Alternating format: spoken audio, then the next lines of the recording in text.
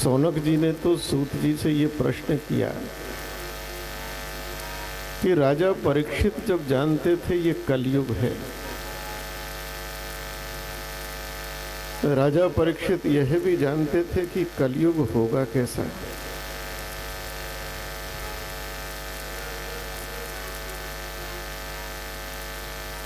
द्वापर में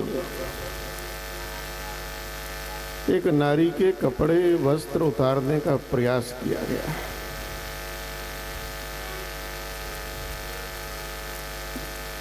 द्वापर में एक नारी के शरीर से उसके वस्त्र उतारने का सार्वजनिक रूप से प्रयास किया गया तो महाभारत हो गया।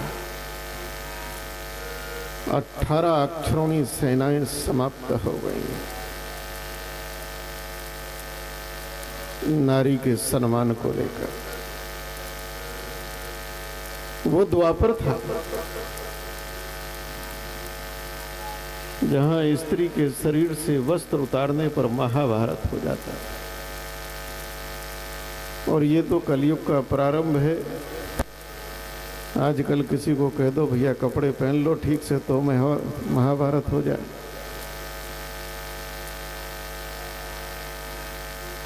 ये युग का स्वभाव है।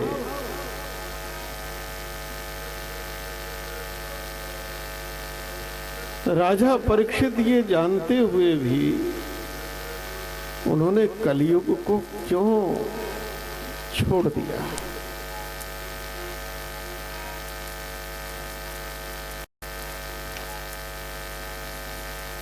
कायदे में दुर्गुण को छोड़ना नहीं चाहिए, दुर्गुण पर कृपा नहीं करनी चाहिए। राम जी की शरण केवल विभीषण नहीं आया, और भी बहुत आए थे।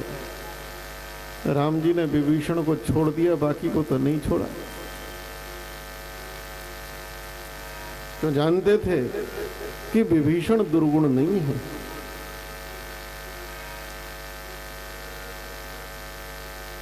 श्रीमद् रामचरितमानस में प्रातः सवाणियां संत शिरोमणि गोस्वामी तुलसीदास जी ने 2 उद्धरण लिखे हैं कि काम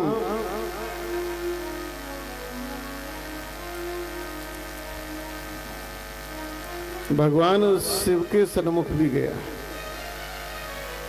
काम शंकर जी के सन्मुख गया, लेकिन शंकर जी ने दया नहीं करी, क्योंकि काम विकार है। शंकर जी ने उसे जलाकर दग्ध कर दिया। और वही काम देवऋषि नारद के सन्मुख भी जाता है, और नारद जी से यही अपराध हो गया कि काम को क्षमा कर दिया,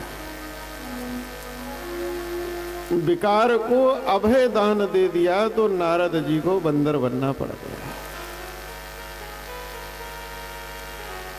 देखो भाई, विकार वासनाओं से समझौता नहीं चाहिए। भाई आज ये ठंडी हवा वाले सब बंद कर दो यार, भगवान ने हवा अच्छी कर रखी है, ये बंद करा दो, कहां से होंगे। जिसने रहने का स्थान दिया, अभय दान दिया, कलयुग उसी को सबसे पहले प्रहार करता है। उस राजा की मति को फेर दिया।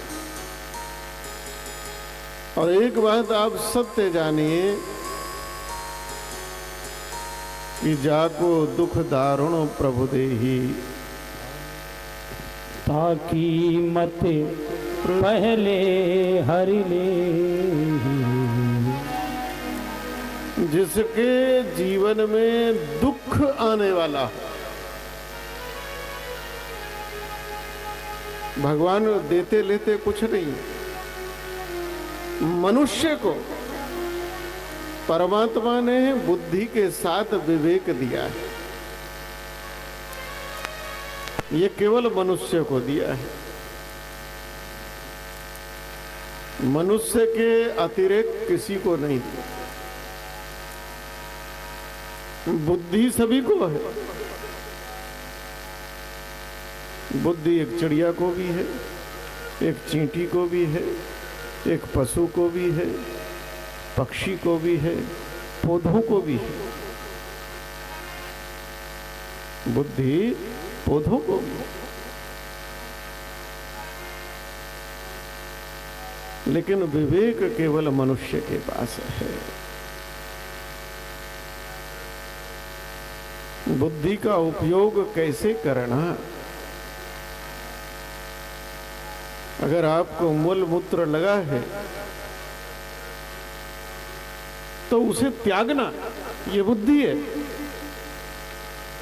लेकिन उसको कहां त्यागना, ये विवेक है। पशु पक्षी जहां बैठे होंगे वो ये थोड़ी देखेगा ऊपर बैठा कि नीचे कोई महात्मा बैठा है, वो तो उसी के खोपड़ी पे कर देगा महाराज। विवेक यही है कि मनुष्य में विचार शक्ति भगवान ने दी।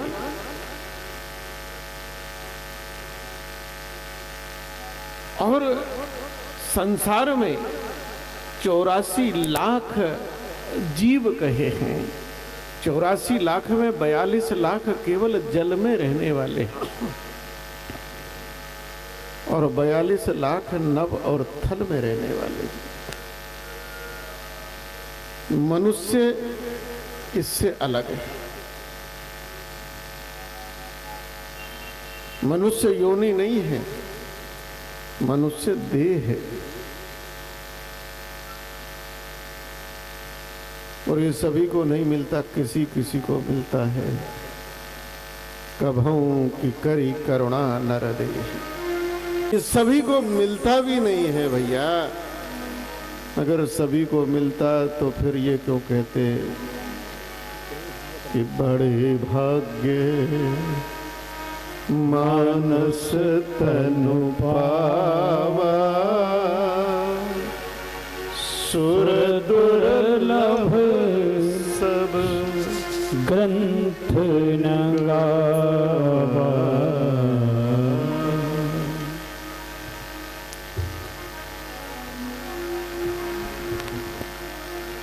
नर तन ही श्रेष्ठ कहा गया है।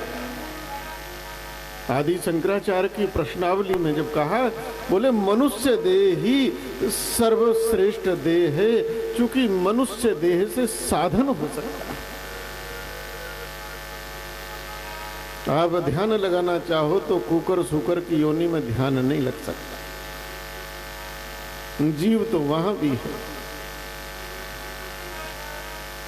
वहां अगर ध्यान भी लगेगा तो बगले वाला लगेगा।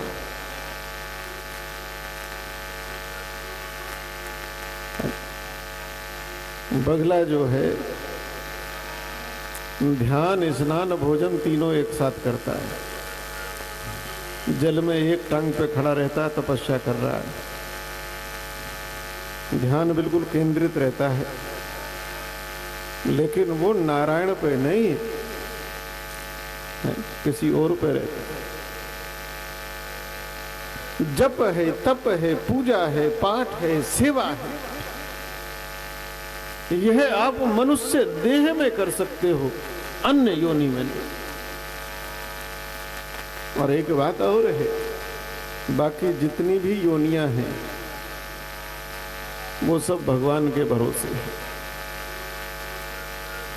और भगवान सभी का भला करता है। लेकिन मनुष्य की योनि भगवान विवेक के भरोसे छोड़ दे। भगवान विवेक के भरोसे छोड़ देते हैं, विवेक तो दे देंगे। अच्छा एक बात और है भैया, बाकी किसी भी योनि में जीव रहे उसे सीखना नहीं पड़ता। चिड़िया को कहीं जाकर ये ट्रेनिंग नहीं लेनी पड़ती कि घोंसला कैसा बनाना है।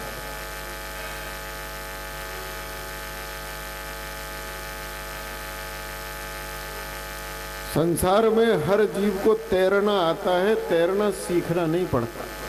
हाथी को भी आता है, पानी में तैर जाए, गाय भैंस तैर जाए, कुत्ता बिल्ली तैर जाए। जिन्होंने कभी पानी को देखा नहीं, स्पर्श नहीं करा, ऐसी छपकली मकड़ी तालाब में डालो तो डूबेंगी नहीं। भगवान सबको तारता है, लेकिन आदमी को उठाकर तालाब में डाल दो तो क्या होगा महाराज? यही भेद है।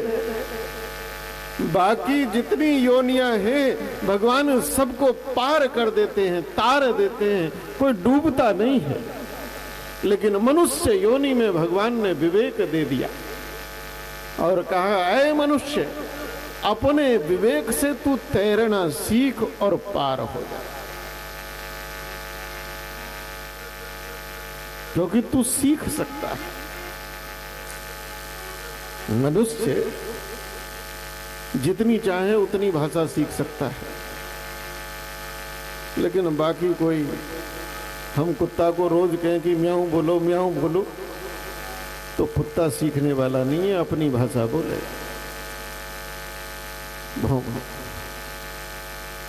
और कुदरती ज्ञान है। कभी आप इस कुदरत को अगर देखोगे, दुनिया के अंदर कुदरत में इतना आश्चर्य भरा हुआ है। साइबेरियन पक्षी माइग्रेट करते हैं, 5 से 6 हजार किलोमीटर की फ्लाइंग करते हैं, उड़ान भरते हैं, और फ्यूल कितना, तेल कितना, केवल 50 ml पानी जो है वो अपने उसमें रखते हैं, उसमें से भी 10-15 ml खर्च करते हैं। और डेट भी फिक्स है वर्ष में, कब कहां से उड़ना है। हमारे रवि दादा तो रहे हैं एयरफोर्स में, हवाई जहाज उड़ा में तो पता नहीं कितने रडार लगे हैं कि हाँ गलत ना चले जाओ, कितने कंप्यूटर लगे हैं। लेकिन साइबेरियन पक्षी कौन से कंप्यूटर से उड़ रहे महाराज, और ठीक उसी पॉइंट पे जाके उतरे। ये कुदरती मनुष्य, परमात्मा ने सब योनियों का प्रबंध किया है, लेकिन मनुष्य को विवेक दिया है कि विवेक का उपयोग करके, ऐ जीव तू अपना उद्धार कर, ऐ जीव तू मुझे प्राप्त कर, तू विकार वासनाओं को समझ, ये भ्रमजाल है, इसमें तू फंस जाएगा, उलझ जाएगा। और ये विवेक, भैया विवेक जागृत कैसे होता है? विवेक तो है लेकिन जागृत नहीं है, एक्टिवेट नहीं है। ये तो एक्टिवेट सत्संग से होता है कि बिनु सत्संग विवेक न हो, राम कृपा बिनु सुलभ न सोई। मनुष्य जैसा रंग डालो वैसा रंग, अपना कुछ नहीं होता। मनुष्य भी जीवन में जैसा संग करेगा,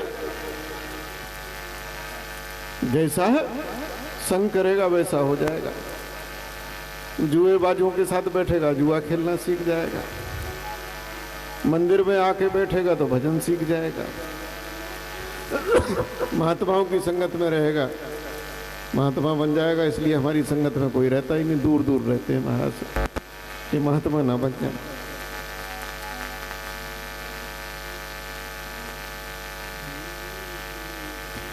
ये संगत के प्रभाव है कि किसको कैसी संगत मिली। स्वाति नक्षत्र की बूंद कि सीप गई मोती बनी, कदली भई कपूर,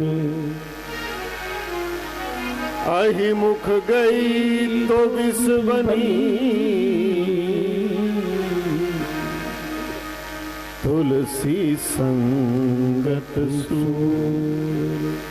स्वाति नक्षत्र की एक बूंद अगर सीप के मुख में जाती है, मोती बन जाती है। वही बूंद कदली वृक्ष पर कदली कहते हैं केला को। केला ये वृक्ष नहीं है, क्योंकि केले में लकड़ी नहीं होती। केला तो समुद्र मंथन से निकला हुआ जो 14 रत्न है उसमें से केले का, केले के फल में कीड़ा नहीं लगता कभी। ये देवलोक का है, इसलिए पूजित है। बृहस्पति का वास इसमें। अगर वही स्वाति नक्षत्र की बूंद कदली में जाती है, कर्पूर बन जाती है। और वही स्वाति नक्षत्र की बूंद अगर किसी सर्प के मुंह में जाती है तो विष बन जाती है। किसको कैसा संग मिला।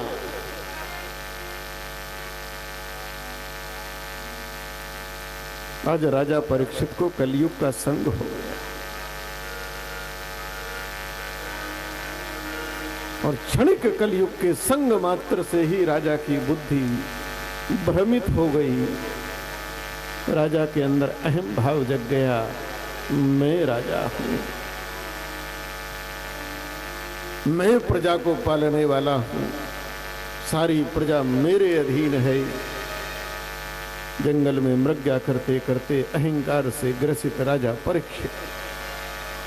भैया बुराई का कोई भरोसा नहीं, कब किस कोने में से आ जाए। समीक ऋषि के आश्रम में राजा गए, प्यास से व्याकुल हो रहे, पानी मांगा, आवाज दी। ऋषि अपना ध्यान में थे। राजा को अहंकार हुआ, बोले हम राजा चक्रवर्ती सम्राट, ये कैसा महात्मा है, हमें देख के आंख बंद करके बैठ गया, इसको दंडित करना चाहिए, हमारा स्वागत नहीं कर रहा, जय जयकार नहीं कर रहा। अरे भैया तुम राजा हो गए, महात्मा तो महात्मा होते हैं। एक हवाई जहाज में एक महात्मा जी जा रहे थे, साथ में एक पादरी साहब भी बैठे थे। बातचीत होने लगी, बड़ा मजेदार है।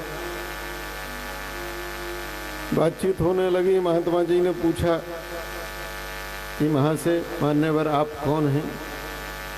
उसने बड़ा गर्ज कर कहा, हम फादर हैं, फादर,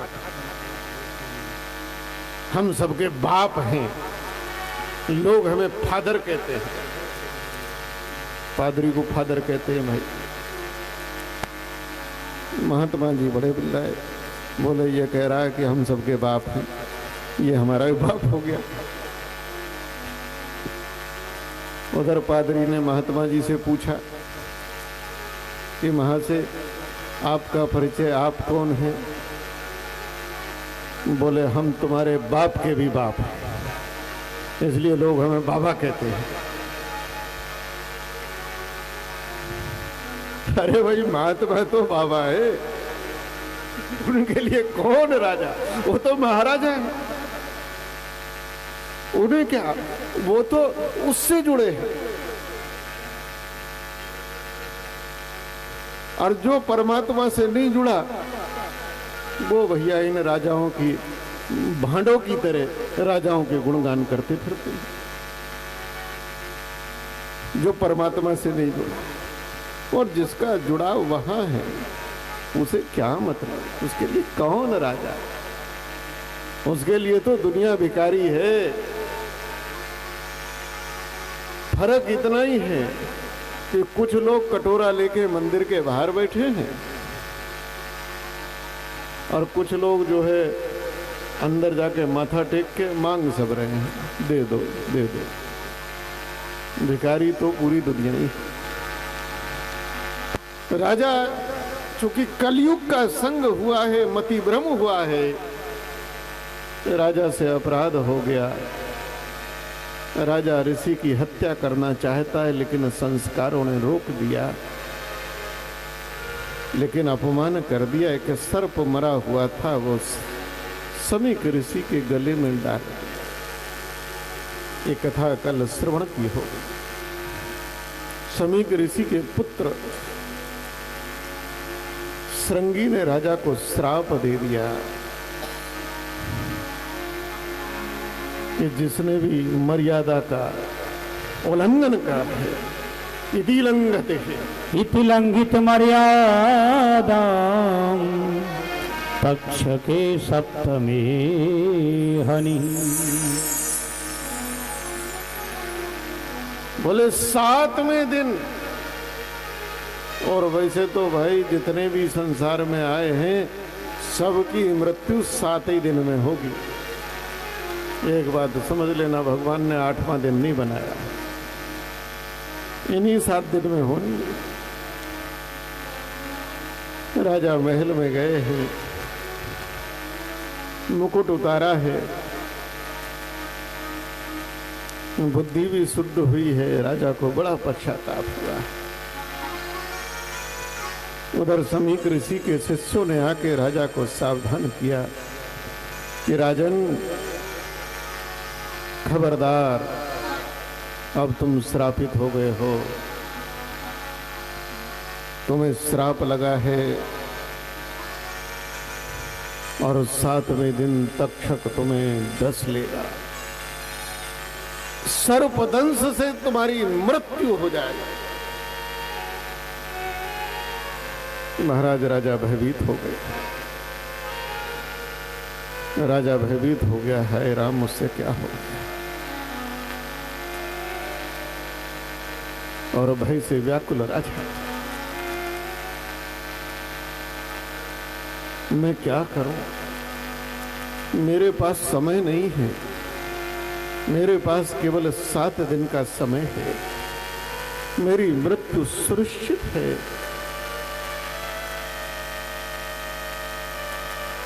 और राजा ने सब कुछ त्याग दिया।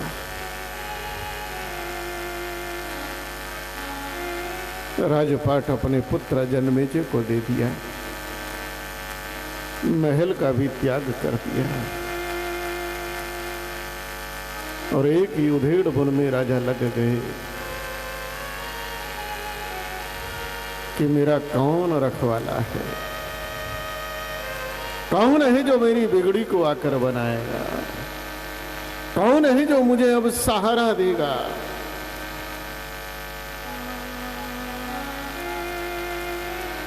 मैं मेरे मरण को कैसे संभालूं? लोग जन्म को संवारते हैं, राजा परीक्षित